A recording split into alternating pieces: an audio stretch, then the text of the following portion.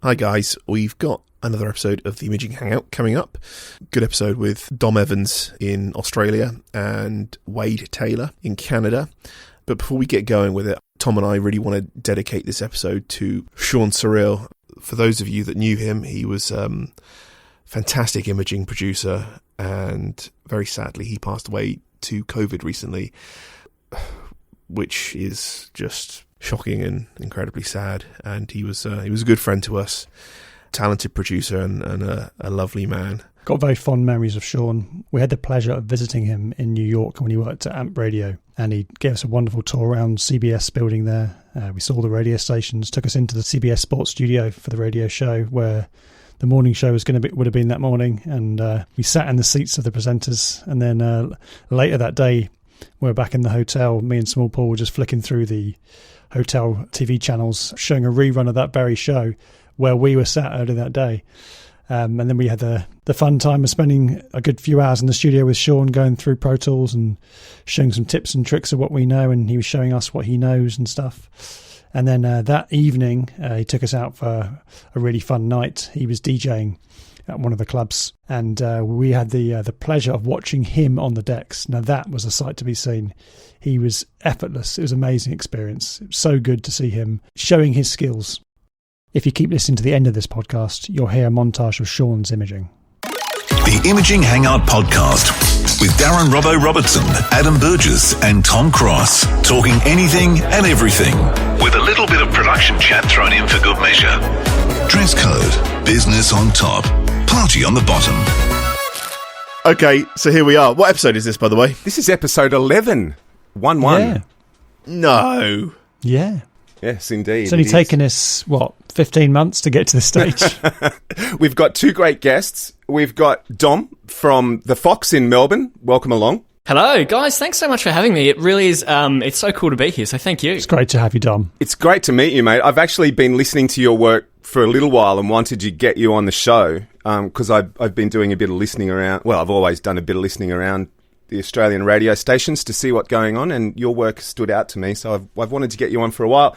And Wade, you're clearly in Canada. Fill us in on what you do and where you do it. I'm the imaging director for Chum 104.5 in Toronto and all Move stations across Canada. We have a new brand called Move, and it's AC and hot AC stations across Canada, so I'm the imaging director of that as well. And iHeartRadio Canada. Cool. Very nice. Wow. Awesome. Wade is the big dog of Bell Media. If you like. I'd have that put on my business cards. I love that. That's good. Can we all maybe adopt that title? It's very nice. Imaging big dog. Absolutely. Heads of productions will now be big dogs. Big dogs, top dogs. That's right. Actually, I think I'm one of the only guys that still carries director in their title. That's an old school thing now. Nice. What do they call people these days? I just think they call them imaging producers now. Production lad. Okay. Yeah. Yeah, imaging producers or... Yeah. See, I'm so old, I remember the days when there was a program director, not a content director too. So, yeah. You know. Yeah. A lot of the companies are changing that as well. Yeah, brand director, you hear a lot. Yeah. Is that the content director thing came in when they realised they had a website as well? I think so. I'm pretty sure that's when it all... It's not just radio, guys. More than just the programming, but, you know. Anyway. Before we move on from job titles, I remember when... early days for me and Adam, it was station sound producer, wasn't it? That's what people were referred to as. Yeah. So it's kind of changed the title over the years. Yeah. Yeah, like something more today would be like sound designer. Yeah. Or sonic architect, or... I was going to mention the same thing, Wade, yeah. There's so many different names for various, even production within the industry. So a jingle in some countries is not a piece of music with a sing on the end. It's a sweeper. It can actually just be what is a sweeper or an ID. It's a funny one. So speaking of, what's everybody been working on? Dom, let's start with you. What have you been up to the last... Sure, well, I'm just coming back from 2 weeks break, so not much just in the last 2 weeks, which has been really nice. Time off Pro Tools. Yeah, I didn't think I really needed a break until I took it, and then sort of 3 to 4 days in, I thought, wow, this is excellent. I need to do this more. Mm-hmm. So the last time I had a really good break, actually, was we went through Europe early 2020, which just seems absolutely crazy to say now. But very lucky we managed to squeeze that in. But on the work front, so we're actually about to give away a guaranteed $1 million, which is pretty cool. And I really wish I could say that I made it, but I didn't. That was my boss, Konski, who made it while I was away. So that's going to be really cool. Before that, guys, we've had a couple, so we tend to run promotions for like 4 to 6 weeks. So we started the year with like 100K Alpha Bucks, which is one of our sort of main promotions. Then we did the Secret Sound.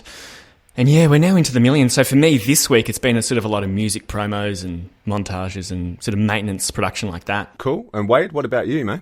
Well, I've been trying to get us, the station sort of sounding like we're right with our listeners during all this craziness. Trying to pull us out of trying to get the same mood or trap the same mood as the city is in or the country is in. And we are giving away a $725,000 condo. Wow. That's cool. Wow. Yeah. Wow, I'll tell you what. So that's been a big project. The big guns are coming out now. $1 million here in Australia, Yeah, 750 in Canada. That's crazy. Yeah, it's just like we need to get people out again. And, we saw definite changes in the numbers for sure during this whole thing, and people's routines just changing. So, just trying to guide them back into freedom, real life. When you say you saw the numbers changing with lockdowns happening and all that sort of stuff, were they trending up or down? How were they moving? Well, we took a big hit because I think that our demo that we go after, which is a female 25 to 54, was just the routines were flipped upside down. Yeah. Like they weren't driving the kids to school at the same time. They were just doing things differently. Their lives were like a mess. They were trying to juggle work and everything like that. So I think we took a big hit for that. So I still don't know where we're at. Yeah, and this is what I wanted to ask you guys as well as heading with this. Are you, with what will probably become a new normal as businesses realise, we don't need to spend millions of dollars a year renting office space in the middle of the city. We can have our production dudes out in the suburbs. We can have, our sales guys just working from home, blah, blah. We only need a couple of small offices for admin and all the rest of it.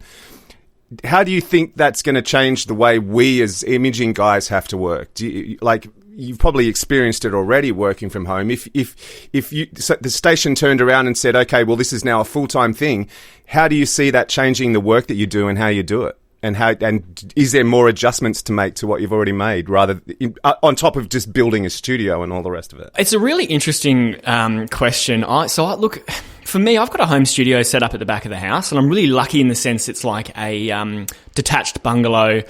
Nice. My work colleagues call it the shed. It's not the shed, guys. It's got plaster in it. It's sort of the shed. So I've sort of been working from home on and off, like I think a lot of imaging guys, for a while. So I'm sort of used to it. But I still really like going into the office a couple of days a week just to sort of connect with the team. For me, I find that really important. But, Robbo, I suppose to your question, we're about to move into a new building next year here in Melbourne. And there's already a lot of talk underway about, what does that look like and how many studios do we need? And it's sort of an interesting one for us because at the same time, we seem to be putting on more producers than ever before as we sort of build out digital audio and podcasting. And so it's going to be really interesting. What I feel like might happen is more producers in the open plan, probably with headphones and studio sharing, I think, with a combination of working from home. So it's going to be quite a mix, I think. I'm thinking it's going to be the same thing. We're in a new building already, but I can't see them completely shutting down the operations because we're TV as well. Bell Media is a big, big company, and they have the space, and I don't think the space is going anywhere, but I think my role will change. I find it difficult, too, not to go into the station at all. I need to connect with the jocks and everybody there, just the feel of the whole radio station and the city. I like to get out in Toronto and just feel what other people are feeling out there, just to bring it out, sort of like, because we're supposed to be the station that everybody turns to in Toronto just for fun, feel good. And nobody's been enjoying anything lately, so and getting that experience is also difficult from home, right? You got to live it, haven't you? Yeah, you're not living, and to bring that to the work is difficult sometimes. So a mix of both, I think, would be the best for what I'm going to be doing, and maybe go in a couple days a week and stay home. the rest of the day, 2-3 days a week. With the technology now, like it's not like I'm really missing a beat. Nice. I think on this as well, guys, it's I've sort of seen a lot of chatter about this online on sort of LinkedIn and sort of different podcasts talking about it's one thing to kind of like maintain a relationship with your colleagues temporarily. So like you're all working mostly in the building, for example, and then COVID hits, everyone goes home and kind of continues it remotely. But it's another thing entirely to kind of onboard new staff remotely, promotions people, content people come and go, and then having to kind of build those relationships from scratch over video calls and phones and stuff. So I think that will be that's hard. Yeah. Interesting. It's like we've sort of we've hobbled along fine, but is it going to last 10, 20, 30 years? I think that's yet to be seen. Well, I think that's where the sort of the ethos of a company and that feeling within the office and that camaraderie that people bring together, it's that when that disappears or gets dispersed into different home offices, it's one thing. But as I say, if someone comes in and you say you're a manager, a PD, or a production manager of a team, and you're bringing someone in, well, you don't know how that guy works. You don't know if he's going to be delivering his new stuff, his production on time. And you can't get to know a character, a personality. So it's as you say, it's one thing to know what you're dealing with and then to go and do it from a home office, but then to say bring new members in, that's tricky. And I still think there needs to be some sort of centralized base that people can go to, even if it's not 5 days a week, maybe just 2 or 3. But I think that's absolutely vital, certainly for a communications industry. Yeah, and I think learning from each other too. I mean, I don't know about you guys, but I've learnt pretty much everything I know from watching someone over their shoulder and going, oh, cool, like that's how you do it. And I know, and it's so good. Everyone shares so much stuff, and that's really generous and really cool. But I still reckon there's nothing quite like walking into someone's studio while they're doing something and seeing how they do it. You can pick up so much that way, right? Absolutely. Oh, yeah, I agree. So let's talk some specifics then. Let's pick something that... let's start with you. Let's pick something that you sent us and have a little listen. You pick the first one, Wade. What's something that you've done recently out of the stuff that you sent us that you're probably the most proud of so far? I would probably say my Hot 97 stuff was pretty fun to do, only because I really went raw with that. There was only a couple of effects that I used. I bought out a library, and I really made everything myself from scratch, and that was a lot of fun to do. Let's go for the Kanye West VIP lounge. I think that's a really nice one. Oh, the Kanye West opening? Yeah. Can we just set the scene with this for a second? So, because obviously Wade at Chum in Toronto. So what year would this have been? And Dom Nero is doing Hot at the moment. So you would have been pre-Dom. No, I was with Dom. Dom was the CSD. Oh, you were with Dom? See, what happened was... I didn't realize that. I'll make a long story really short. Dom was coming out of... Dom is younger than me. He was coming out of school, and I got him into radio. So I got him his first gig in radio up here in Canada. He lived up here with me in Canada. And then he went to Hot 97, and he was there for, let's say, 6 months. And then a job came up. Now, I was the imaging director for the morning show only at Hot. They had their own imaging guy for the morning, and that's what I did. And Dom was like the rest of the day guy that took care of the rest. And so, yeah, if you're talking about this Kanye piece, I believe it was probably 2006. We had Kanye, and his album was coming out, and we had Angie Martinez, and it was the first... Kanye's really weird when it comes to live things. So it was kind of like Kanye's really weird. Yeah, this was like pre his weirdest. Like this is pre all the weirdness. This is early weird. Kanye. Yeah. This is early Kanye weirdness. Roll the tapes. Well, I tell you what, let's play it and let's talk about it afterwards. Okay, great. Let's spin it, shall we? Here we go. WQHT, New York City, home to all of the world's hottest radio events, presents another Hot 97 exclusive Money Can Buy. The Hot 97 VIP Lounge. Yeah! Tonight, inside the world-famous VIP Lounge. Diamonds are forever. Kanye West. Diamonds are forever. Throw your diamonds in the sky, feel the vibe. Now I ain't saying she a gold digger, but she ain't messing with no broke. Now, from the Manhattan Center's Grand Ballroom in New York City, welcome to the Hot 97 VIP Lounge. Okay, let's do it. There's Angie. Nice. Yeah, so that was just like an intro. He was there for that, so that played on stage in the venue as well as on the radio live. So that's cool. Angie Martinez, she was a big. I'd love to show. Yeah, fantastic. She was the afternoon drive jock at Hot, of course, legendary, and they were there and it played in the venue. And so, just quickly, Kanye would have heard your Imaging then. Oh yeah. Yeah, he did his weird Kanye things on stage when it was playing. You know, like I've never seen, like, we listened to his album, we pre-listened to it with him only. Me, Miss Jones, who was also a DJ on Hot, did the mornings, and him, and it was just the three of us, and he let us hear the tracks and the passion that when that music was coming out of the speakers for the first time. That passion, he was like a kid. Like, it's the realest I've ever seen anything about him ever. And it was just an amazing experience. But now you I don't know if you could ever go back to that the way he was back then. But he was definitely a different cat. But it was just a lot of fun.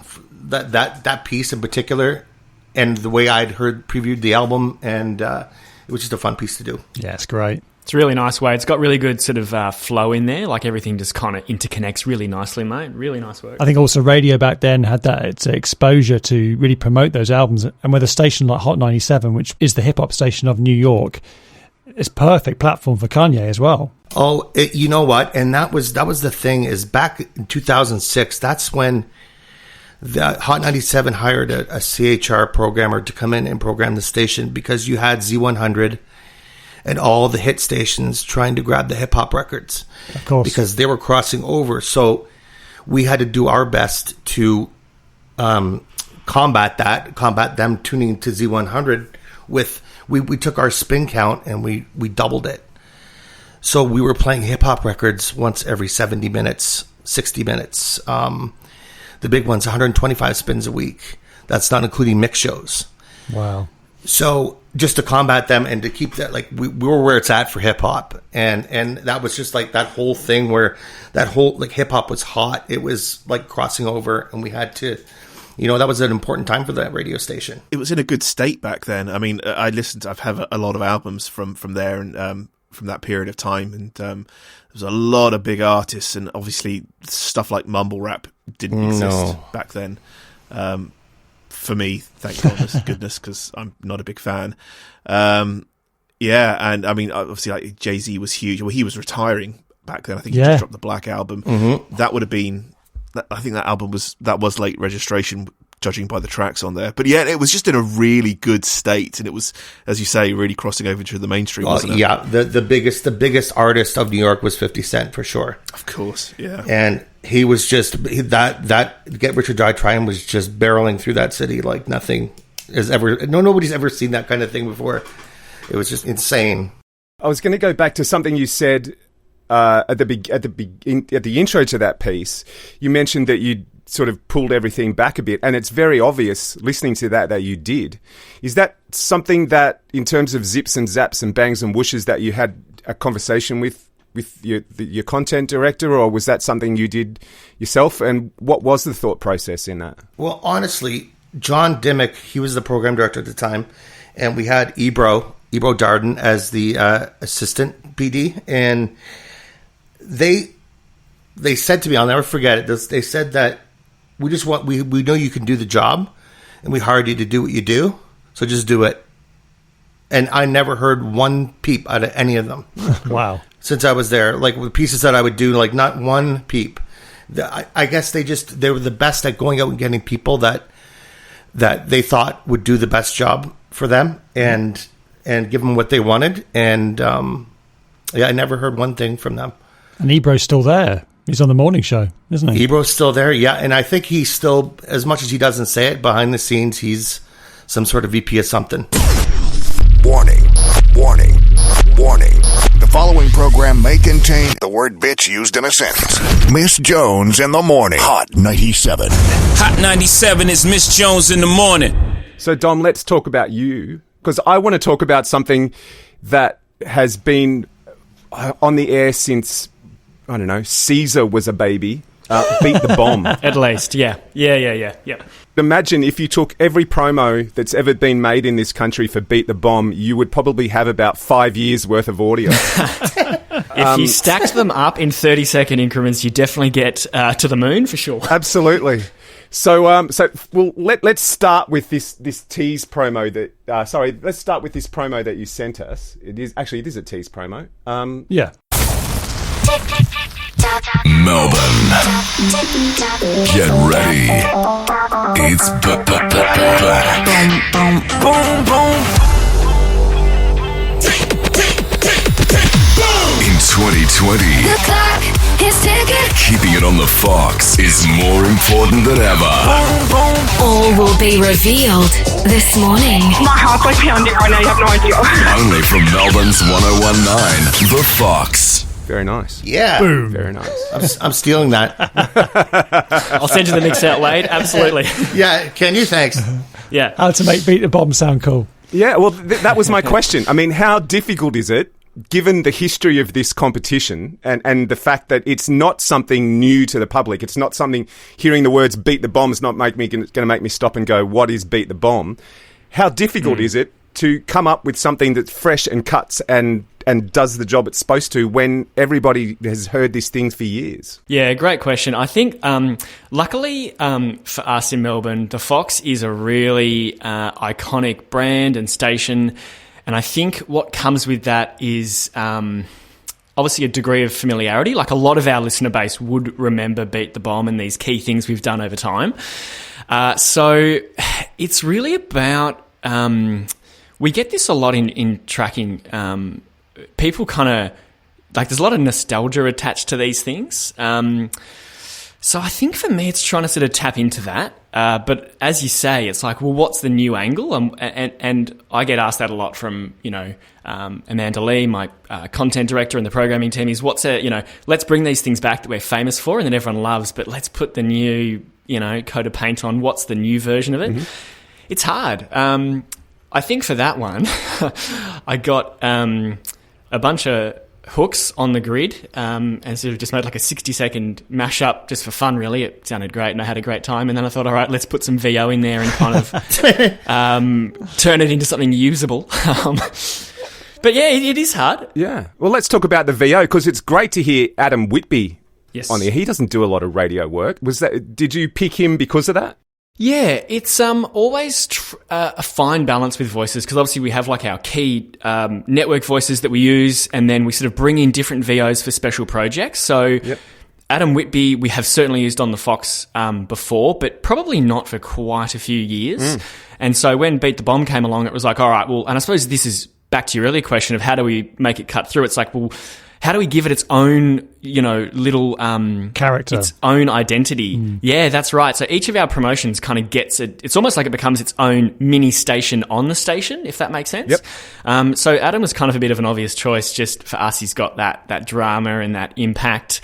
He doesn't sound like the other voices that we have on air. And I just really like his voice. He's got a great voice. That's kind of how we landed on that. Yeah. Yeah, nice. Really nice. I like it when radio stations do that as well. They treat promotions as something separate to make it really stand out and use different voices. I think a lot of programmers can be scared of doing that. It's like we have to use our voiceovers on everything. Do you know something that's scary, guys? Sorry to interrupt there, but we do the same thing, Beat the Bank. We've been doing that since 1999. There you go. And it's I could tell the exact same story. Well, hang on. You've been doing it since when? 1989? No, 1999. Beat the Bomb started back in, I think probably about 91 or 92. It was one of the first things I made when I was at Today FM, was Beat the Bomb promo. So that's amazing. Yeah, it's never going to die. It's the same concept, and I could have told the exact same story about Beat the Bank. Oh my god. Unbelievable. Oh, okay, we can quit. This is no joke, is it? Thousands of you have played. Hundreds of thousands have played along with you. Go figure, stay at home. And millions of dollars have been withdrawn from Toronto's favorite bank. I need to lie down. Beat The bank is back with 100,000 in cash. September 8th at 7 a.m. Chum 104.5. While we're on the subject of promos that run around and the history of some of them, another one of Dom's, just quickly, is Secret Sound. And I mean, you could go back to AM days for that motherfucker. I mean, that's just been around since... I think when Marconi tested the radio, I think he actually did the Secret Sound as a bit of a gist. That's how he tested it, with the Secret Sound, yeah. Let me tell you guys, we have what's that noise, okay? So this is like, you're speaking my language. You know how much of a pain in the ass it is to find noises? Yeah, I'm sure. Yeah. Well, let me just drop this. Here we go. Melbourne.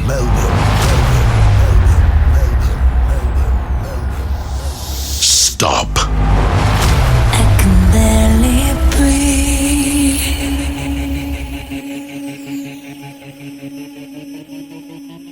We've got something big to tell you. Something is about to return to the Fox. Something that over the years, all of Melbourne has wanted to be a part of. Been listening every day, looking at the clues. Something we haven't done for a while.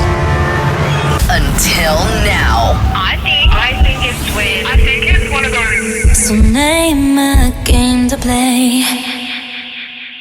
You know this game. Every time we play, our phone lines melt down. Yes, 100%. Everyone's confident. I'm very confident. I'm like 99%. 98, 80, 90% sure. Everyone thinks they know. I'm honestly 100% sure of it. Not even lying, bro. But in the end, there can only be one person who will correctly identify What's that sound? Fifi, Fev, and Nick's $50,000 secret sound.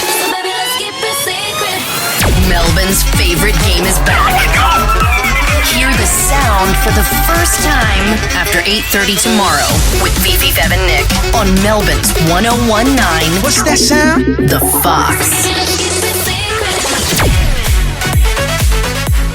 Oh, that's awesome. Yeah. The reason I wanted to play that was, and this is only my observations, but I'm sure you guys felt the same. When I was learning my craft from a guy called Jeff Thomas, one of the first things he ever said to me was, everything you make, from the shortest sweeper to the longest promo, you must make people feel something. And the very first 15 to 20 seconds of that promo, and I'm not pulling your chain here, Dom, the hairs on my arms stood up. Nice. And it's just... That's what we want. You know what I mean? It's like I felt something, and that's why I was keen to play this, because we just had the conversation about making something old sound new. From a promotion that's been around since Dawn's Day, you managed to make a promo that, for me, made the hairs on my arm stand up, and that to me is the sign of pure genius. That's a great little... Well, it's 2 minutes. It's a great big piece, but it's awesome. It's fantastic. Thanks, Robbo. Can I tell you guys a really quick story on that? So the start of that was a tease promo that we had on the air, probably like a 30-second tease promo that was teasing a different promotion. So this is the peek behind the curtains. But due to COVID restrictions, so it involved travel. So we were about to announce something that was travel-related. And while the tease campaign was on, so it hadn't actually revealed what it was yet, we kind of looked at everything and went, we're just not going to be able to do this travel. So instead of pulling the teasers off, we kept the teasers on saying something huge is coming. And then when we ran that, which was the announce piece that ran inside our breakfast show, we got Naomi, the female voice, and kind of morphed it into the secret sound. Yeah, right. Clever. Amazing. You could never tell. No. Well, good. But I think that's sort of... So I kind of gave her the same tease script, and then just, you can hear I sort of start to interchange the lines, put a bit of her in there, and it sort of in the end sounds like he's setting her up for the announcement, but really she's kind of taking over and changing the announce. Yeah, the secret sound, it's funny, Beat the Bomb, secret sound, we've all heard these things a million times. But but for us, they still absolutely sing on air and just get those results in the ratings for us. Like, people love it, and the phone lines do melt down. You know, I think it's this age-old discussion of like, oh, do we do something new or do we do something tried and tested? But sometimes when you put something new on, it takes so long for people to understand what it is and how to play and what station's doing it. Whereas when you put on like the Secret Sound or Beat the Bomb for us, it just instantly, you know what I mean? Like, it just comes to life straight away. Yeah, and just the some of the effects that you would get, and you're like, they're never going to get this, those bastards. They're never going to get this. And then they end up getting it like first, second guess, right? And then you spend so much time on that one. And then the one that just comes off the top of your head, and it's like tough, and it's very last minute. And that's the one that goes for like 10 days. Yeah. It's the worst. Yeah. It's the worst. I personally, it's one of the worst contests for me to produce. It's horrible to produce. Yeah. Did you get your own sounds, or did you like take them out of a sound effects library? Or yeah, I did ours. May come as no surprise, we've done a couple of these, so I sort of had a catalogue ready to go. And that was the one that we ended up using for our latest one was, you know those plastic key tags where you can take out a piece of paper and write your name and number on it? Yep. It was closing that plastic tab over the paper. Right? Oh, man. And how long did it take? It the whole time. So it was wow. due. So we sort of schedule our tactics. I think that one might have been 4 or 5. No, sorry, I tell a lie. It was 3 weeks. And obviously, it's definitely going to go off on that last Friday. So if it doesn't, we just kind of keep playing and giving out clues until it does. But it went off the Thursday, so that's perfect. Wow. And it's funny because I think all the sounds kind of sound exactly the same. They do. They're so quick. You play one, and then your content director or everybody involved in the decision will go, yep, that's it, that's the sound, what is it? And you tell them, and then they start to get nervous. Oh my God, it's like a blueprint. And it's like, but, and they say, oh, well, it's not, I'm not quoting anybody directly here, but you get the sense they're like, can you guarantee it's not going to go off? And I'm like, well, I can't guarantee anything, but it's a game of chance. It's exactly the same conversation as I had. But then you start getting ridiculous suggestions like, oh, should we, again, not targeted at anybody in particular, but it's like, oh, can we throw a pen at the wall or something? And it's like, but you're going to lose trust with your audience when you reveal what it is. They're going to go, well, look at these flogs throwing pens at the wall. Like, it needs to be something where the audience go, oh, yeah, that was gettable. That's an actual thing. I had that's the same thing, like with a picture on the wall. Can we take the picture off the wall and have that sound of it scraping the wall as it comes off the back? Yeah, it's a little out there. That's too abstract. Yeah, you just risk alienating and pissing people off. Yeah, exactly. Next time they ask you, Dom, if you can guarantee it won't go off, when you're making a promo, you should put a little line in your promo that says, and let me just tell you, it's not a key tab plastic key tab being closed. Nice. Boom. It's funny. We actually do now, in our most recent version, we had a line in one of the promos that said, free kick, it's not a stapler, because it is honestly the highest guessed item. Yeah, everybody guesses the same thing all the time. It's funny. Or they'll guess the previous one that everybody got already. Yeah. And then they'll guess it this time too. Oh, it's a stapler. It's got to be a stapler. That's always the guess. And I mean, that's the thing, right? They have to know what the sound is, and they have to get through. It is actually quite hard for it to go off, but I say that when it's not my money. So. Yeah, you're not paying it. Yeah, I remember just quickly when this is back in 2004 when I worked at Galaxy in the UK. We did What's That Noise? That was our title for Secret Sound. And luckily, I wasn't the one making the promos. It was someone else on the team. So I wasn't across any of the promotion. And we had like a programs meeting in the afternoon the day before the contest was going live. And our program director goes, right, we're going to play a game now. Who can guess the sound? And he plays just plays the sound isolated on its own. And he lets everyone in the room have a guess. And I had a guess, and his face went grey because I got it right. It was opening the dishwasher in the click of the dishwasher opening, like the tray, the drawer, and he was so angry because they had to go and remake all the promos and use a different sound. Oh no, yeah. I think it has to be a sound that you don't hear every day. I think that's the trick, though. I mean, the fact that you use the dishwasher every day, you hear it and you go, that's the dishwasher. So, but do we think Secret Sounds and Beat the Bong, or whatever you want to call it, will be around in, say, 10 years to come? these promotions still be doing the rounds? I have no doubt. Yes. No doubt. Yeah. I mean, let's be honest. They've been around forever for two reasons. Exactly as Dom say, because they work, and also they're just made for radio. They're incredibly sort of medium specific. TV couldn't do secret sound. So, No. It could be annoying. It could be pleasing. It could remind you of something you've heard before. Or maybe it's something you hear every day. Huh. What is it? Well, it's definitely something. Thanks. Yeah, that narrows it down. What is it? I don't know, like some kind of noise. Noise. Coming tomorrow morning at 7. It's Chum 104.5's What's That Noise? Guess what it is? And you win cash. The jackpot starts at $1,000. It's an ATM machine. I knew it! Please, you did not. I knew what it was before you. You always say that. Well, okay, what is it then? What is it then, smarty pants? You're so smart! We should play some more audio. What about the movie trailer you sent us, the clip of that? Because I think I was telling you that this really brought back memories for me, because I remember watching the trailer for this movie and hearing this piece of audio and thinking, fuck, that's creative, that's amazing, that sounds like an imaging person's done it. And then all these years later I found out it was you. It was me. Oh, amazing. Let's hear that audio and let's get the story. Here we go. He's on a different level now. It's how he listens to records, how he plays the records. And I think it's very special. Because no other DJ can do that. No other DJ. Your fans are curious about the new album. They have to know. It's good. It's going really well. I've been bending the sound. Different level now. Special. No other DJ. No other. Special.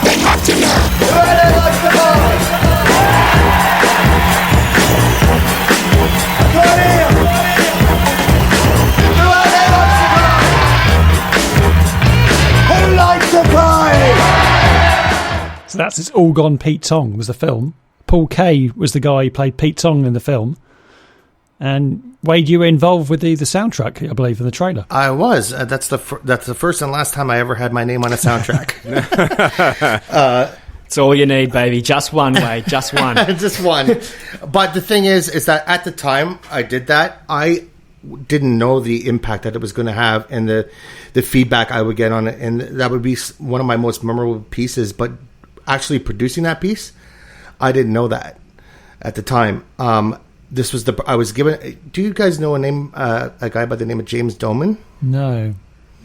He's a producer DJ out in the UK. He did a song called "Everything's Gonna Be All Right." Tiesto picked it up, and it became this huge thing, and he's kind of known for that. But this was pre that, and he was out in the UK trying to make it. He's from Canada, and knowing me being in radio and putting together, he was tasked to put together this soundtrack for "It's All Gone Wrong" Pete Tong. And the first disc was the day set, and then it went into the night set for the DJ set for the second disc.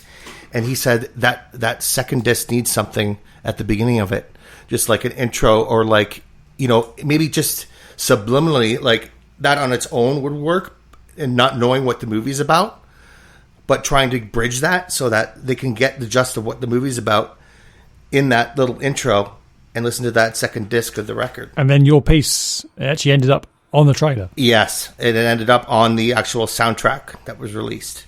That's huge, Wade. Well done. Yeah, it was a lot of fun, and like I said, at the time, I didn't know it was going to do what it did, but that movie became a classic too, and for especially for us DJs, I'd been in the clubs for 17 years DJing in the clubs, and it was a big movie for me too, and just the whole that BBC, that Pete Tong, that thing was just huge. The whole thing. He's still on BBC now. He's still on it. The Essential Selection. It's going for like just the whole. But the thing is that movie trailer. Like, I bet you that was a big movie in the UK, right? Yeah, it was huge. Yeah, like a Trainspotting type feel over there, right? Like it was like a cult status sort of thing. Yeah. It just didn't pop off over here. But most of the feedback I've gotten from that piece is all come from Europe. Yeah. And all, like, the people that absolutely loved the movie. And it was a great movie. So let's play some more audio because I'm digging this. Let's actually, you talked about the bank promo, Wade. Let's give that a whirl.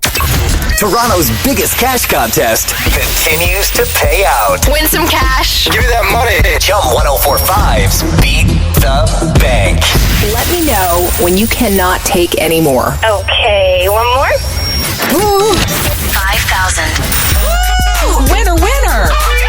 Beat the bank. Sign up to play at chum1045.com right now. Then tell everyone you know to listen for your name on Chum At 811 1 and 4. And if you hear it, you have 5 minutes to call us back. Who's here? It's Kristen. Yay! This is awesome. Yes. Chum 104.5's Beat the Bank. Your share of 100,000 is waiting.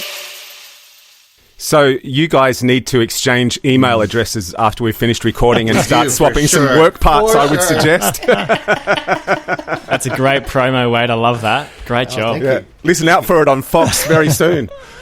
That's right. Yeah. Yep, starts Monday. I'll send you the Don't work miss piece. it. Yeah, I got it right here in front of me. I'm sending you now. Excellent. Thank you. Yeah, I guess the same question for you, mate. Is it difficult to make something that's old new again? Because that certainly sounds new. That's great. It is. That there, and I'm trying to, like, I actually, this year, we used to have a classic, it was the same, like, contest bed that would play, and it was this drone, and it had the ticking in it. Doot, doot, doot, doot, doot, doot. So I kind of had to reinvent all the sound of the contest, too, this time around. Yeah. And that was a lot of fun, and just bringing it into today, whereas before, this could take up to 5 minutes to play a game of this. My programmer just like, nah. It's a lot of time, yeah. We can't do that anymore. So because it's great for the person that's on the phone trying to win, but everybody else for the 5 minutes. But they play along on, like, so that's the whole great thing about Beat the Bank is the people that are listening play along because you can play along. But I always try to like, even with old promos and I try to, like, even with other promos besides Beat the Bank, I try to take something that Chum wouldn't necessarily play. Okay. We wouldn't play Macklemore, that's for sure. And just sort of make it familiar to a broader audience that way. Yeah, it still fits though, doesn't it? It's not offensive. It's got a nice feel to it. Everybody knows that song. I was going to say it's so recognisable. Yeah, totally.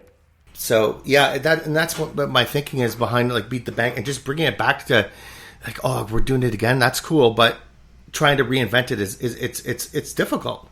It's difficult to do, but we did it. You did a great job. Yeah, right. Because this year was kind of like a breakthrough year for that. It's been the first time we've changed anything about the contest.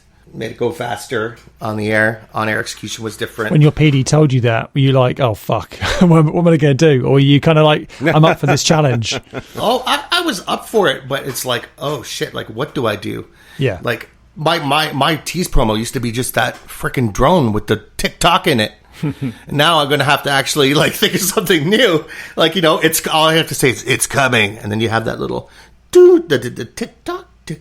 And they knew exactly what was coming, right? So now it was all, you had to rethink all that stuff. But still make it somehow familiar as well, so it's clear that it's still the same sort of competition. Exactly. Yeah. Right. Yeah. Totally. And sometimes that's all we need to do, right, to contemporise a promotion or a competition is just to, sounds really simple, but just give it the sound of the moment, like the artists that are big there, if there's a song that's huge that sort of ties in, you know, like a fresh angle. It can be called the same thing with largely the same execution, but it feels brand new again. Yeah. Sometimes you don't have to reinvent the wheel, you just have to put a new tyre on it, right? Give it new paint. Right. Yeah, just gentle progression. Absolutely, yeah. Well, talking of which, I think this just quickly to segue into one of Dom's pieces. I really like this is just the title, this Hitcoin, I think, which is really clever because obviously talking about new things and, you know, Bitcoin and stuff like that, I think that's a nice title for a tactic. So how did that come about? I'm writing this down. I'm writing it down right now. So how did that all come about, Dom? I'll send you the promos when we're done, mate. It's all good. Don't worry. Thank you. Because obviously you play hit music and you're giving away money. It sounds really obvious, but I think it's a great title. Yeah, so this was when Bitcoin was really just, I can't remember, this was a couple of years ago now, but it was at one of those points where Bitcoin was in the news and it was just on an upward trajectory. And our content director at the time, Adrian, just walked out of his office one day. He was famous for just, as all great programmers do, just walking out with random ideas. He walked out and went, "Guys, Hitcoin. What do you think?" And we all kind of went, "Yeah." Is that coming up with the name first and Yes. working backwards? And he was also famous for then going, "So what is it?" And what it ended up being was essentially listen for the song. So you might go, "All right, I don't know, Kesha, TikTok, when you hear it, call up. That's the hit." And the tagline was, "Hear the hit, win some serious coin."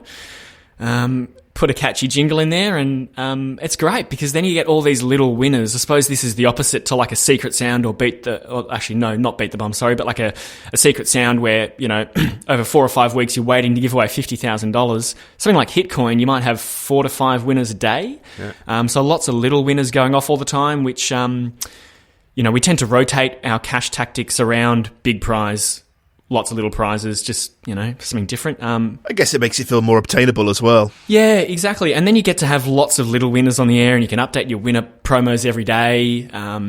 It's great to have all that new audio, isn't it? Yeah, absolutely. And you can kind of say things like, we've offered up over $50,000. That's, or we've given away almost this. Yeah, it's a great one for us. Hitcoin was a lot of fun. Nice. Well, let's have a listen to the promo. Here we go. Melbourne's gone quiet. To listen. Hey, I'm ringing for Hitcoin. For Fox FM's Hitcoin. You've got $300. Congratulations. I'm so excited. I just won $300. So I'm just telling the girls at work. Fox FM's Hitcoin. We'll tell you the hit to listen for. Okay. When you hear it, Fox, hello. call. Hi. And win some serious coin. Pretty easy. Fox FM's Hitcoin. Listen. Call. And win. All day from 9. 1019 The Fox. One thing you do very well, Dom, is you seem to have a fantastic cache of listeners and grabs from on-air content. Yeah. How do you manage it all that? Do the jocks just send you stuff, or do you go actively digging for it? Where do you get it all from? First thing I just want to say is I've got to say a huge thank you to Konski, who helped with that jingle. Konski is like our jingle master in the business, and whenever any of us need one, we always bring Konski in. So thanks to Konski for helping us with the jingle bit.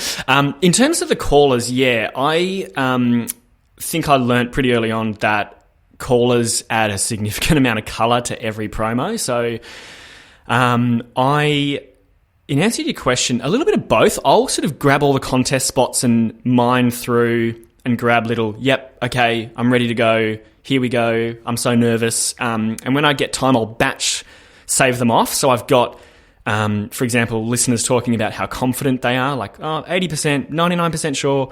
Are you ready to go? Yep, I'm ready to go.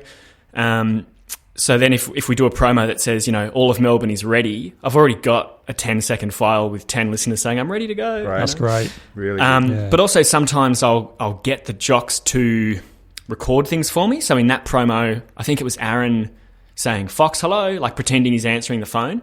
I got him to sort of dummy that for us. I just felt like after that line, it needed just a tiny example of what happens in that moment. Like you ring and then someone's going to answer it. No, it sounds really simple.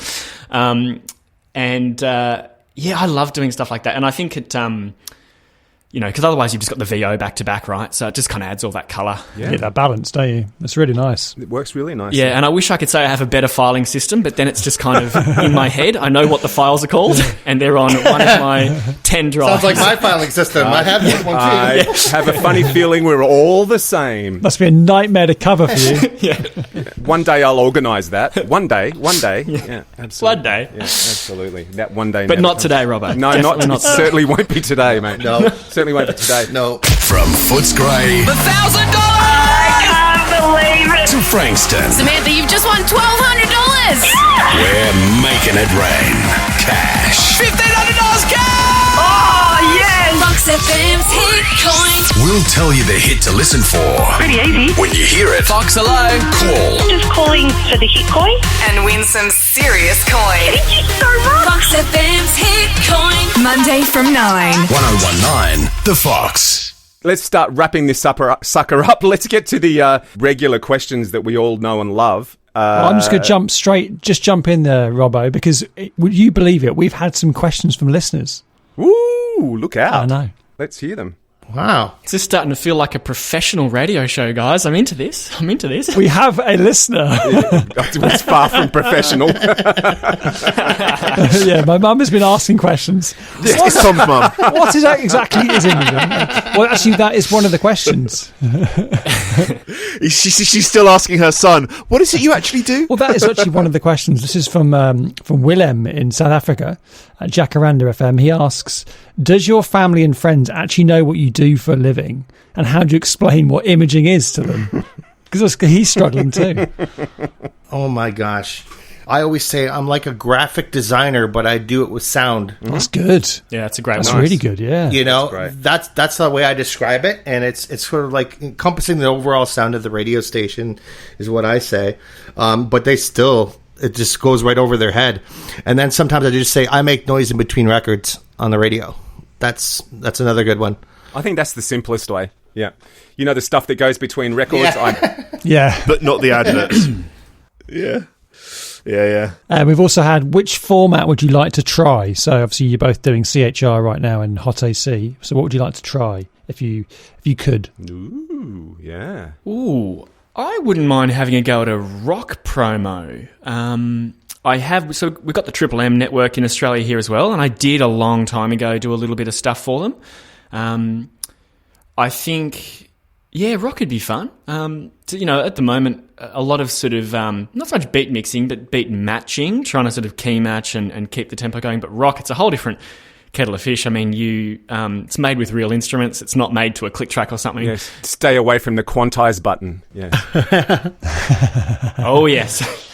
Has there been any rock imaging that you've listened to that inspires you? Is there a reason for you wanting to do rock? Have you heard something and gone, it's just cool, I want to try it because I'd like to give that a go? I think, certainly in Australia, like BT and Sidey, who I know we all know really well, phenomenal. And I'd say probably largely inspired by their stuff. And I think something I'm acutely aware of is that like audio is a huge field. And I feel like for me, I've never really been or considered myself a specialist in the technical side. Like if you want to talk about, EQs and compressors and side chaining and stuff, I'm probably not your guy. I've been really into putting together the sound largely for CHR. And I guess I'm just aware that I'm in a little niche, and I've made a really great career out of it so far, but I think I'd like to try something just, I think rock feels like a safe space to kind of go and learn a slightly different craft, if you know what I mean. Is there also something there for you because, say your playlist at home, do you have is that, one of your chosen, did you listen to that as what I'm trying to say is, did you listen to that as a teenager or a kid? Are you a rock guy as well, so it's familiar? Yeah, and I think, back to Robbo talking about pieces of production that make you feel something, I think rock music and rock imaging, there is a lot of excitement that can be put into it.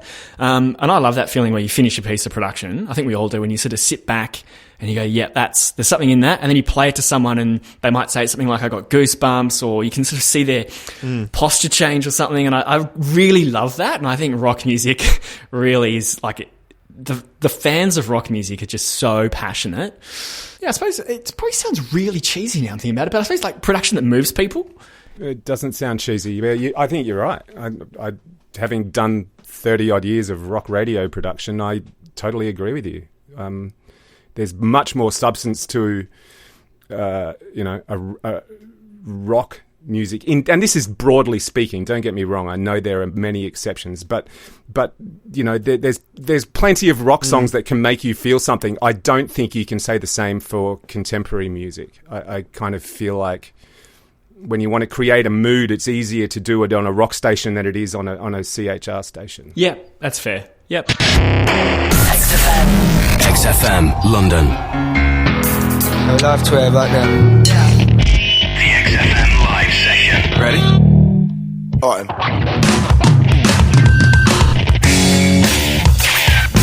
Yeah. More vocal, please. Okay. Is that cool? The fault? Sounds fun in here. It sounded great.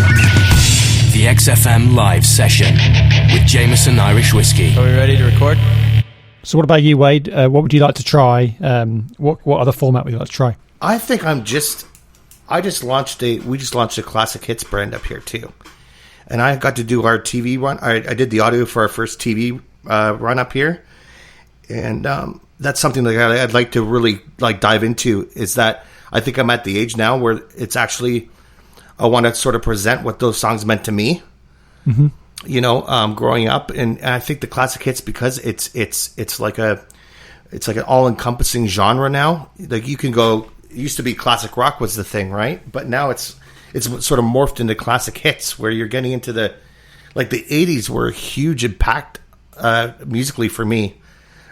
Just that British pop sound and the electro that invented itself in the 80s. I'd like to do classic hits for sure. That'd be great. Should we play some more audio before we talk the plugins chat? Because we have to talk plugins. It's like sacrilege if you don't. I think we should let the boys pick something we haven't played of theirs yet that they particularly wanted to get on, maybe. Actually, yeah. Could we spin, please, DJ Robbo, the Cash testimonial promo, if you don't mind? Hi, this is Jasmine from Wanturna, and I won $10,000 from the Fox. Let's give you the 10 grand, Jasmine. Come on, let's go. I was at work. I had my phone and my friend's phone just redial, and it started ringing, and yeah, got through. Jasmine, welcome to Alpha Bucks. Hi. When I first thought that I had it, that's it. How do you think you went, mate? You got it. That's amazing. I don't know. Fev was asking me, he said, Jasmine, do you have kids? Do you have any kids? I said, no. No. Do you have a partner? I said, no.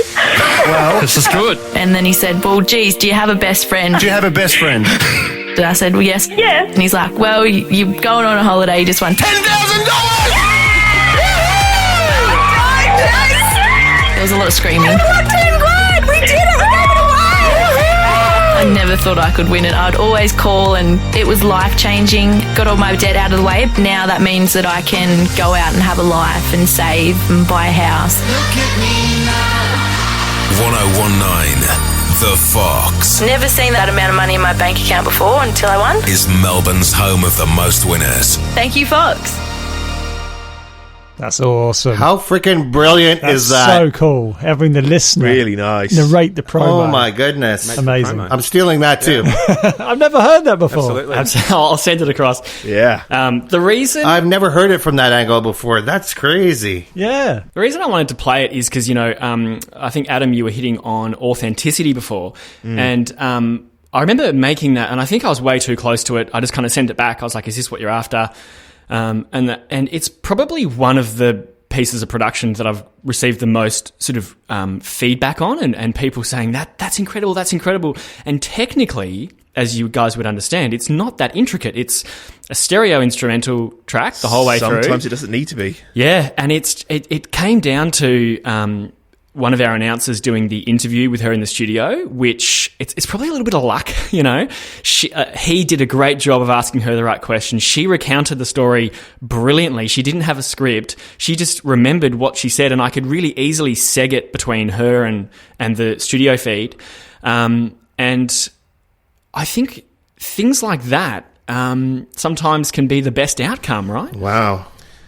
Do you know what I love about that? And it kind of goes almost against the type of service that Tom and I produce. It goes against Production Vault and any of the other guys. A service can't do that. That's radio at its purest. And that's the talent on the ground in the studio that's come up with that. There's no networking on that kind of stuff. That is so close to your listeners.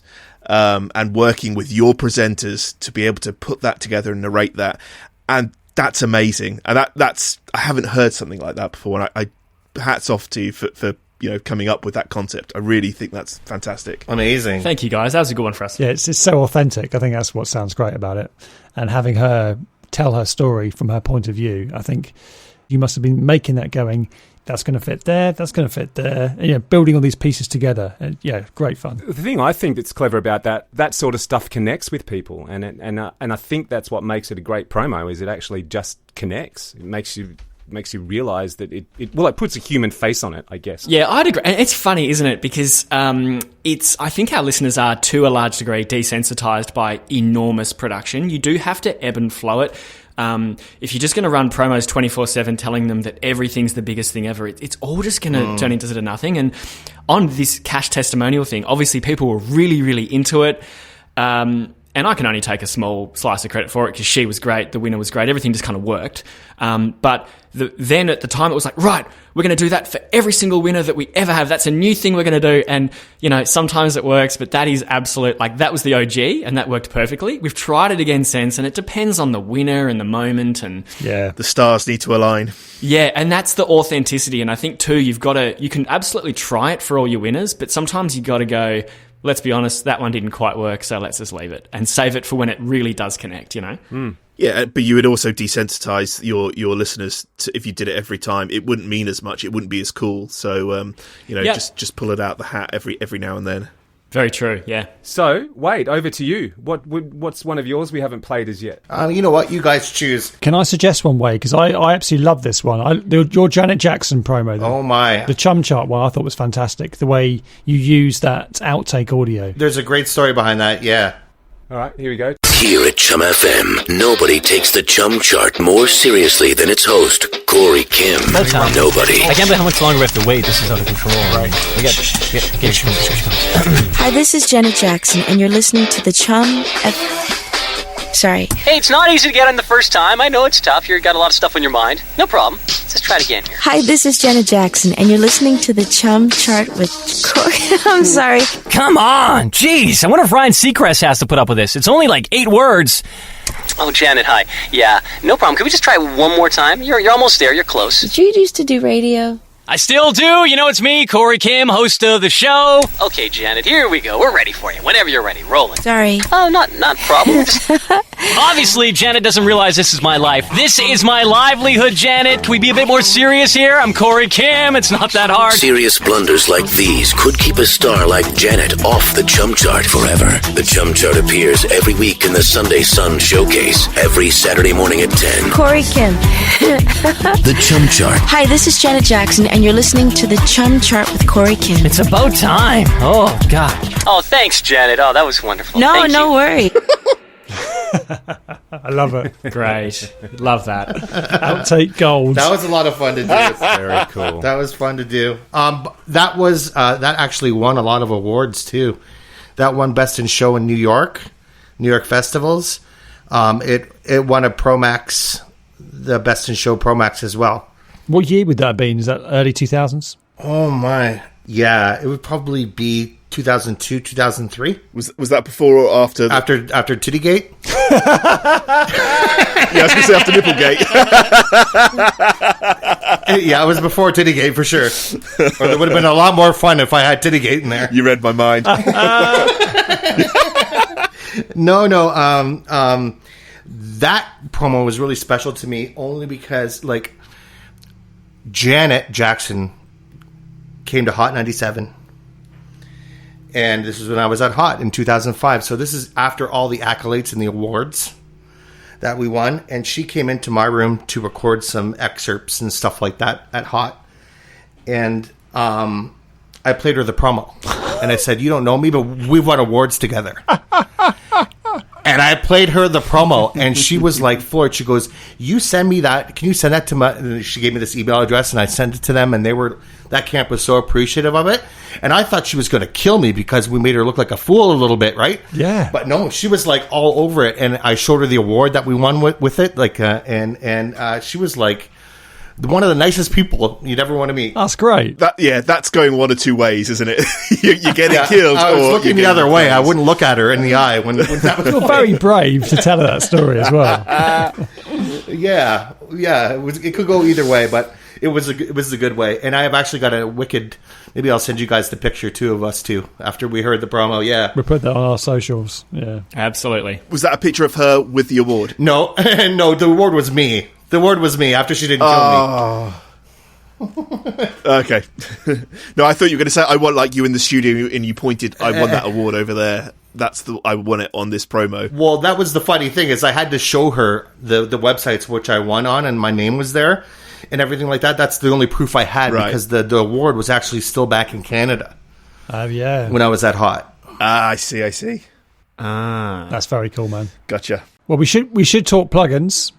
We should always talk plugins. I think it's a crucial part of the show. I'm going to reshape the question this week. I'm going to throw it this way. I'm going to say in plugs. I love those in plugs. They were great. If you had to go live on a desert island and you took your DAW that you used, but you could only take one third-party plugin. So you'd have all the plugins that come with your DAW, but you could only have one third-party one. Which one would you take and why? And we're on a desert island. On a desert island, so you got no outboard gear. You got I'm not even turning it on. You, your DAW, and your one third-party plugin, and you've got to make a promo just like the ones we've just listened to. What's the third-party plugin? I'm trying to make a cocktail, mate. The promo get me a boat off the island. What's the point of the promo? I'll go first. I think for me, pitch and time. I just spend so much time on it. And I know you can kind of do these things with other plugins, but I just think, if for no other reason than a safety blanket, I'm going to go pitch and time. It's a quality plugin. That's why it costs so much. That's right. Wait. I'm going to go with Ozone 9. Isotope Ozone 9. Oh, you're another Ozone user. I'm a bit of an Ozone fan too, can I just say? I love Ozone. Just because you could do so much with it, like with that mastering plugin, I mean, you could... I think that would be the one that I would take with me. Is that a bit of a cheat answer, though? Because you can do so many things within the different modules, so it's kind of more than just one. I would take Waves Mercury. Yeah, I'm taking a bundle. I just want the best product that's coming off the island, right? It's only one price point, so I'm taking a bundle. Yeah. It's not really a bundle. I don't know. I suppose it is. Yeah, I suppose. No, it's good. So then the other question that sort of comes round each time we do one of these, and it's one of my favourites, is creativity-wise, where do you guys get your ideas? Do you keep a journal of stuff as it occurs to you and then refer to that if you get stuck, or do you go looking for other people's work and not to steal, but to grab ideas from, or... How do you keep across that sort of stuff? You know what? Inspiration comes to me so weirdly. It could wake me up at night. It could, so I'm a big fan of lists and writing things down and having to cross things off the list. And so, I'm a guy that takes now it's my phone with the notepad in it and writes down stuff if I see it or an idea comes to me. Because I tend to forget as much as I remember. So I agree. I have to have a handle on that and constantly have something with me to write or something to express an idea down, like as soon as it happens, because it's not lasting very long. Some are good, some are bad too. I can totally relate to that, mate. Goldfish attention span, just like me. Yeah. I have to write it down straight away or I would have forgotten within a minute. Yeah, absolutely. Yeah. You're on to the next thing, yeah. Or it's gone, long gone. That's it, yeah. Your brain can never stop for a second, can it? Dom, what about you, mate? For me, guys, a couple of things. When I go to do a big project, I'll usually get a little bit of time or warning. So I like to kind of create a Pro Tools session, just whack a whole bunch of different things in there, and I'll try a couple of really half-baked ideas and then sleep on it, come back, and before I sort of commit to a path... I've sort of evolved a bit with my thinking on this. I used to really like to have all the answers myself, which is a terrible thing to try to do, and I've learnt that over time. So I'll now kind of, instead of trying to go away and build the palace on my own, I'll have a crack at a few things, and then I'll go and get a second opinion from my content director or Konski, or it could even be our breakfast image producer, anyone really, and then we sort of start to collaborate on stuff, and a lot of the creativity comes in there. Great. And I think you get a lot there too, because then your team have buy-in. Like if one member of the team goes away and just builds everything on their own and comes back and says, this is what we're doing, then everyone's like, oh, okay. But if they've had little input along the way, I find not only do you get like more creativity, but you also, it's a lot easier to get it across the line, because you're not pitching them an idea, it's the team's idea. Yeah. And I'll often just reach out to people and say, you got any thoughts on this? Or I'm doing this promotion, any song hooks in mind? Like, I mean, full shout out to Jez, who works with us, Jeremiah Busniak. That Secret Sound promo, he had the idea for that Ariana Grande Baby Let's Keep It a Secret a cappella from Into You. Works great. Because I was being too literal with it, if I'm honest. I was like, what songs are there to talk about sounds and whatever? Who would have thought an Ariana Grande song called Into You would have the answer? But Jez came up with that. There's not many, believe me. I've been searching for many years. There's not many. A great one I found was through Darcy Milne here in Australia, getyarn.io. Have you guys ever used that I site? use it all the time. Yeah, the movie stuff. Yeah, and you can select the category music, and then you just type in whatever, and it'll just show you a little... And then if you can find that a cappella, that could be it. So a whole bunch of things, really. But more and more collaborating with people, which I find is really helpful for me. I've got one more question from Willem. This kind of relates to what we were talking about before with plugins and creativity. He asks, are plugins a big deal, or is creativity more crucial? I think they go hand in hand. Yeah, both. I think... I mean, I can only speak on behalf of myself, obviously. I think... maybe I'm being too literal with this, but I think, the plugins certainly help you with the polished sound and getting everything nice in the mix, but I still think they're not going to save you if you don't have your idea right, you know? Absolutely. Your voice is wrong or your script's not quite right, and it's just not connect. Like, I look back at that Cash testimonial promo. No, I'm not claiming this is the world's best mixed promo, probably far from it, but you probably could take all the processing off that and it would still connect. It might not be as bright, but it still connect. But if you took it the other way around and you put all these really cool plugins in, but the chick was average and the song wasn't uplifting, you probably wouldn't get the same result. So I'm going to say the creativity and the idea is more important for me. Me as well. Ditto. Yeah. Ditto to that. Exactly the same. Yeah. Yeah. And I would sort of third that and go so far as to say probably script is the most powerful part of what we do, isn't it? You know, if the script's not right.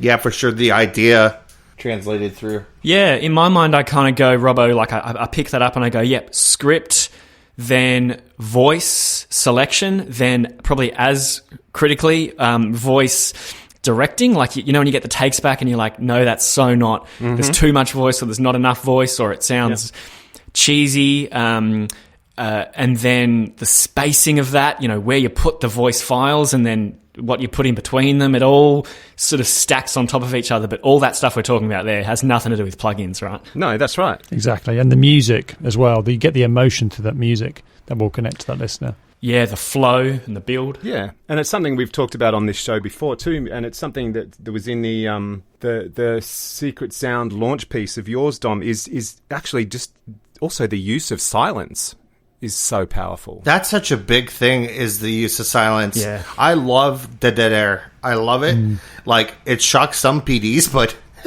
they're like, no, we can't have that. The backup alarm's going to go. But I love that too. I love the silence. And I love the best example of silence is like when Howard Stern does it. I think when Howard Stern talks on his microphone and he's really close to it, and then he pauses and lets you think about what he just said. So he'll stop. Yeah. And then goes... Yeah, exactly. Exactly. Yeah, silence is so powerful. It's a really interesting one, isn't it? Because you don't, again, you don't want to use it all the time. No, all these things are moderation. But I'm just thinking back to that Secret Sound thing. Everything was on the grid, and I think some of those pauses were initially a fair bit shorter. And then I thought to myself as I was making it, let's just go another bar, and just it's not actually complete silence. Everything's kind of droned, whatever, but I want it to get to the point where it's almost uncomfortable. Yeah. You know, like, let's just keep pushing it a little bit. You know, in a couple of minutes, we'll play the 30-second promo, but... Did you have any pushback from management? No, none. In fact, that was approved first time. That's nice. Wow, nice. Wow. So that was version 1 and the final one. Cool. Yeah. It clearly had the right effect then. If you're not going to get any pushback on that, that's fantastic. Yeah, there's quite often a version 7, so I'm not suggesting it's always straight through. Sometimes it just works. Yeah. Final dot 7 final V2. Oh man, yeah. Yeah, here's a question. Here's something I was pondering the other day because, and I'm interested to hear how you guys work. Because every time I do a mix, I have a final mix hard drive, and on that hard drive is all my clients listed, and then and each year that gets backed up. So then that's how I archive all my final mixes. But here's the question for you guys: if I do a promo, every version of the final mix gets put into that hard drive. And I save them all. I save, like you, Dom, if there was 7, there would actually be mix version 1, blah, blah, blah. And then the last one that gets approved has approved tagged on the end of the file name. Do you guys keep all the mixes that don't make it, or do you just keep the final one? And it doesn't mean anything, but I'm just interested. Am I the only one that's that anal that I keep them all, or do other people do that? I don't, Robbo, but that's probably more just because my filing's a little... I don't really file my final mixes all that much. I'm more about just filing the session. Yep. But also, what'll often happen is something will be approved, and then the next day, after it's been on air a few times, it might get tweaked again. So I'd end up with Hitcoin version 7 approved, revision 3. Yeah, right. Okay. Approved, yep, revision 4 approved twice. Sure. Okay. So it's kind of quite fluid. Yeah. But I love that archive. I mean, that level of archiving is meticulous, and I do love it. Yeah, me too. It's great. I do the same thing. I'm more like I have a masters folder, and whatever makes the air is what goes in that masters folder. And I always keep the sessions properly filed as well. Yeah, we got Pro Tools sessions going back probably since 2000, 2001. It's like probably never going to open again, but we've got it there just in case. Could you imagine even opening that now? The conversion that would have to happen, and the plugins that just wouldn't get air. Man. So much audio offline. I've got a box of I've got a box of hard drives in the garage that go back to the late 90s, early 2000s. Wow, it's great. Yeah, I think the versions just stay. Well, certainly in my folder, they just stay there. It's version 1, version 2, and then whatever the final version is, it'll be a version 6, and then it's like, no, that's the final one, and the V6 will disappear, and it'll have a final at the end or something. And there's no point deleting them, so they'll just stay in the bounce folder. My final master goes on that. Brilliant. That's old school. That is old school. I got a box full of those as well. Don't start me. Me as well. I can't even get rid of them. What about bass mixes and mix outs from promos? Stuff that you make that you think that's really cool, even if it's just like a voice effect or something. Do you do that regularly, or just as you come across them, or not at all? I have lots of presets saved for my. I have lots of session templates for exactly what I want to do. Mm-hmm. With what I have in mind, and exactly voice stuff too, like. Actually, probably to like a sickening amount of presets, because I know exactly what I want. So saves you time. Yeah. Well, there's nothing wrong with that. Yeah, I might have interpreted this question differently, Robbo. I was thinking, I know people that are like, every time I make a promo, I'm gonna, do a music mix out, and I do that. Sound design mix out, and I really admire that. And I think. I keep thinking it's like a New Year's resolution. This year, I'm going to do mix outs, and no, I don't. I should. I don't know why. Do you set it up in your Pro Tools session? That's all I'd really need to do is probably have a system ready to hit go on. Yep. I'm probably more likely to go, oh, there was this really cool impact I used in that session. I know where it is. I'll go get it. Yeah. It's a very archaic, slow way of doing it. That makes sense. Yeah, but if that's what works for you, that's the way it goes. And then eventually you rename the file with the recognisable noise that you remember, so when you can import it from your... That's right. You finally get the shits, and you go, fuck it, this time I'm just going to bounce it out. Yeah. Stick it on my desktop. People don't realize that your ears get tired. Oh yeah. Like any other part of like anybody's body, like they'll say your ears get tired, and I'm like, yeah, I can't hear that piece of audio again. I can't hear it anymore. Yeah. So I have to come back to it. You got to walk away. Right. So I save the mix the night before mix, and then the next morning I'll say this is the day after mix. But it's also those crazy things your ears do to you. Like I'm sure we've all, been changing a compressor, going, fuck, that sounds so much better. That sounds so much better, and then you look across and it's bypassed. I'm sure we've all been there, or an EQ, or something like that. Your mind and ears can play some amazing tricks on you. It can. Yeah, and this is something I've learned from great mentors over the years. Is say you're working in the afternoon and you're working on a big promo, and it's getting to say 6 o'clock, and you're almost about to switch off. Just do a bit of a rough mix and just sleep on it. Yeah. You know, don't sit there till 8 because that last 2 hours, it's just, you're honestly wasting time. Come back in the morning when you're fresh and even fresh mentally. Like you've got, you know, and I'll sit back and just hit the space bar and just hear it again. And quite often I'm like, that just sounds so different. I thought this was the greatest piece of work ever, but that's out of key and that's out of time. And you know, it's a great thing. Or something's buried. Yeah. How many times have you done that and sat down and pulled out about 5 or 6 things and gone, either, wow, just with those 6 things gone, it still sounds even better, or you've gone, I need to change that. Yeah, absolutely. And I say that to sort of younger producers now. I say it's almost perfect once you've taken away everything that you can. And if you look in my sessions, there's so many grayed out impacts and rises that I sort of put in at the time. I thought it was really hot and cool. And then the next day you're like, it's just noise and it's just getting in the way of the message that we're trying to convey, you know? Sometimes it's not what you put in, it's what you take away. Absolutely. So true. It's been great fun, fellas. Thanks so much for your time. Thank you, guys. Amazing. Thank you, gentlemen. Good fun. Yeah, thanks for having us on. I really appreciate it. It was really nice to meet you, Wade, and this is great. So yeah, thanks so much. It's been great. Idea sharing, yeah. Absolutely. Thanks, guys. New York's new hit music, commercial free. Commercial free. From the top of the Empire State Building. The new 92.3 Amp Radio, WBMP and WBMP HD1, New York City. Amp Radio. Hey, this is Nicky Jam. Nicky Jam. Whoa! Hi, this is Ricky Iglesias on the new 92.3 Amp Radio. Turn this one up. I know you moved on. So wake me up. It's your boy in the morning. Amp Radio. Positively funny. It's your boy Fetty Wap. You're checking out the new 92.3 Amp Radio. New York's new hit music. I'm like, hey, what's up? Hello. Good morning. Wake up with Shaboy in the morning. New York's new hit music. Good morning. On the new 92.3 Amp Radio. Shaboy. Clear up the closing doors, please. Time for the Express. The new 92.3 Amp Radio goes commercial free. Let me play something new right now. Hi there, it's Sam Smith here, and this is my new song, How Do You Sleep? This song can be about anything you want it to be.